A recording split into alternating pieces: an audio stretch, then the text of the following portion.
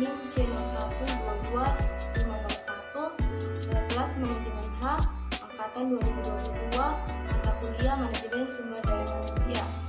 Baik, di sini saya akan menyelesaikan tugas akhir dari mata kuliah Manajemen Sumber Daya Manusia, di mana materi yang pertama itu pelatihan dan pengembangan karyawan, materi yang kedua itu perencanaan dan pengembangan karir,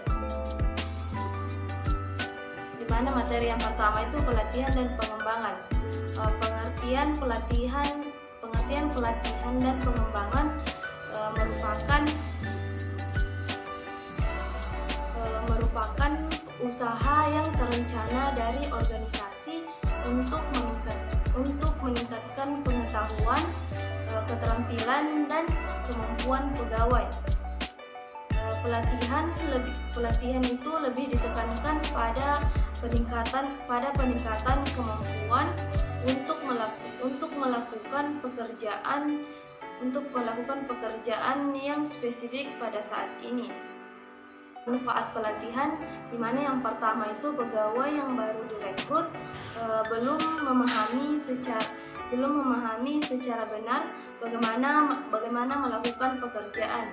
Yang kedua itu perubahan dalam lingkungan kerja dan tenaga kerja.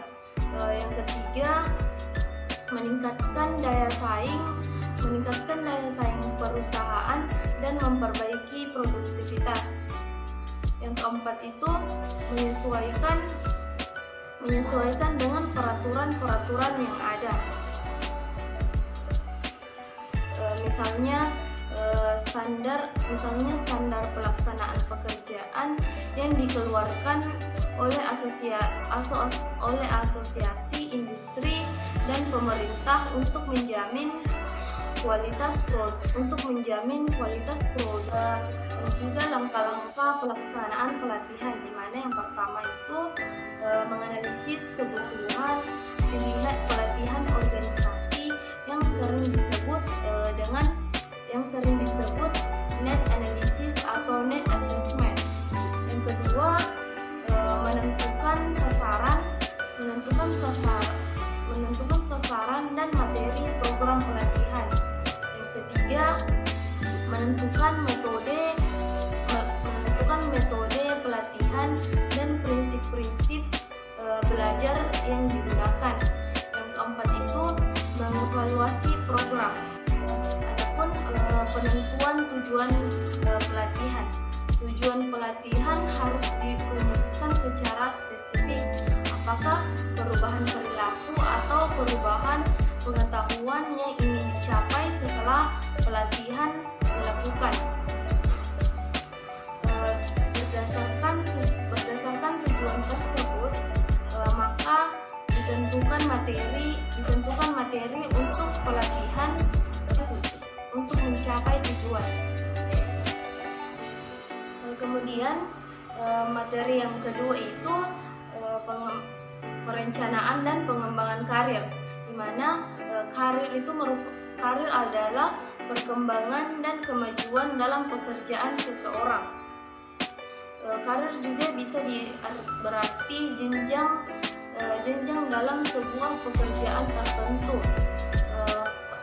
Karir juga merupakan istilah yang didefinisikan oleh KBBI sebagai perkembangan dan kemajuan baik pada kehidupan, pekerjaan atau jabatan seseorang. Pengembangan karir itu sendiri adalah proses mengidentifikasi potensi karir pegawai dan materi serta menerapkan cara-cara yang tepat untuk mengembangkan potensi tersebut. Secara umum, proses pengembangan karir dimulai dengan mengevaluasi kinerja karyawan. Proses ini lazim disebut sebagai penilaian kinerja atau disebut dengan performa appraisal.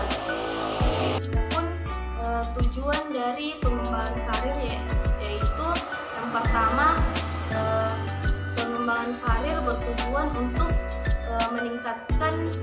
meningkatkan produktivitas kerja karyawan dan memperbaiki kualitas dan kuantitas produksi.